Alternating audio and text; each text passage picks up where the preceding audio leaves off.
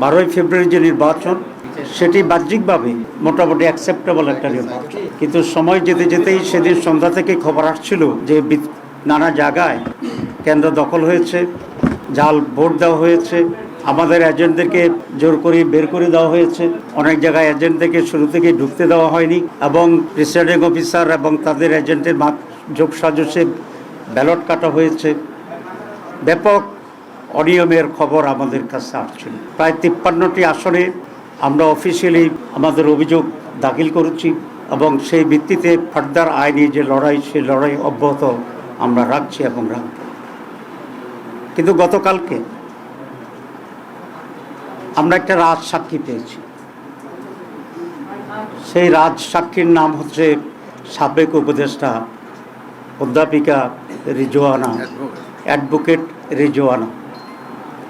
তিনি একটা সাংবাদিকের সাথে কথা বলে এটা প্রকাশ করেছেন যে আমরা যারা তার ভাষায় নারীদের উপযুক্ত অধিকারকে নিশ্চিত করতে পারে নাই, তারা বিরোধী দলে থাকলেও আমরা কিন্তু তাদেরকে মূলধারা বা প্রধান শক্তি হিসাবে আমরা আসতে দিই নাই। তাহলে বোঝা যায় আমরা যে ইলেকশন ইঞ্জিনিয়ারের যে কথা আসছিল বা আসছে, সেটাকেই উনি নিজেই স্বীকার করে রাজসাক্ষী হয়েছেন। আমরা এখন এটাকে জানতে চাই ওনার কাছে বা তৎকালীন তত্ত্বাবধায়ক সরকারের কাছে এবং আজকের সরকারের কাছে, যে তারা তাদের যোগসাজশে কি ইঞ্জিনিয়ারিংয়ের মাধ্যমে বাংলাদেশ জামাত ইসলামীকে মূলধারা বা প্রধান দল হিসাবে মেজরিটি পেতে তারা বাধাগ্রস্ত করেছে এবং সেটাতে দেয় নাই।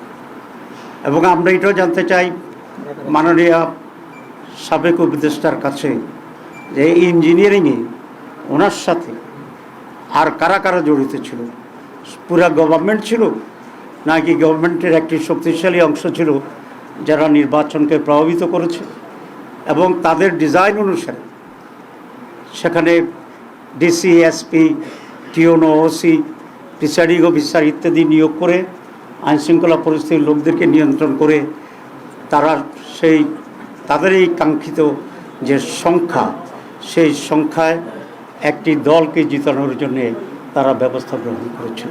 জাতির কাছে এটা স্পষ্ট করতে হবে, এবং আমি এই সরকারের কাছে দাবি জানাবো রিজওয়ানা আহমেদকে,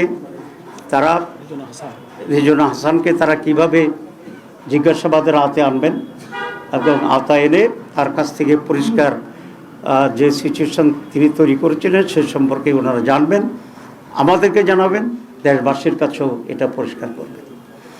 আমরা নির্বাচনের আগেও কয়েকজন উপদেষ্টার ব্যাপারে অভিযোগ এনেছিলাম, এবং আপনারা দেখেছেন ইন্টারিম গভর্নমেন্ট নিজেকে তত্ত্বাবধায়ক সরকারের সমপর্যায়ে নিরপেক্ষ সরকার হিসেবেই প্রতিবাদ করেছিল, এবং সে ভূমিকায় তারা আছে সেটা তারা বলার চেষ্টা করেছিল। এবং একটি নীতিগত কথা ছিল যে ইন্টারিম গভর্নমেন্টে যারা দায়িত্বে থাকছেন উপদেষ্টা হিসাবে, তারা কোনো সরকারে দলীয় সরকারে তারা কোনো ধরনের অংশগ্রহণ করবেন না, কোনো মন্ত্রিত্ব গ্রহণ করবেন না। কিন্তু শুরু থেকেই আমরা একজন ব্যক্তিকে ইন্টারিম গভর্নমেন্টের যিনি আমাদের প্রতিরক্ষা উপদেষ্টা ছিলেন, তিনি প্রথম দিনেই খলিলুর রহমান সাহেব পররাষ্ট্রমন্ত্রী হিসেবে শপথ গ্রহণ করছেন, যেটা তিনি তার আগের শপথের পরিপন্থী কাজ করেছেন। এখানে এটা স্পষ্ট যে খলিলুর রহমান ছিল লন্ডন কনস্পিরেসির প্রধান হোতা, এবং সেখান থেকে তিনি সরকারকে মোটিভেট করে ষড়যন্ত্র করে বর্তমান যারা সরকারে আছেন তাদেরকে সুবিধা দেওয়ার জন্যই উনি অব্যাহতভাবে কাজ করেছিলেন, এবং তার সেই কাজের পুরস্কার হিসাবেই উনি পররাষ্ট্রমন্ত্রীর এই রিওয়ার্ডটা উনি পেয়েছেন।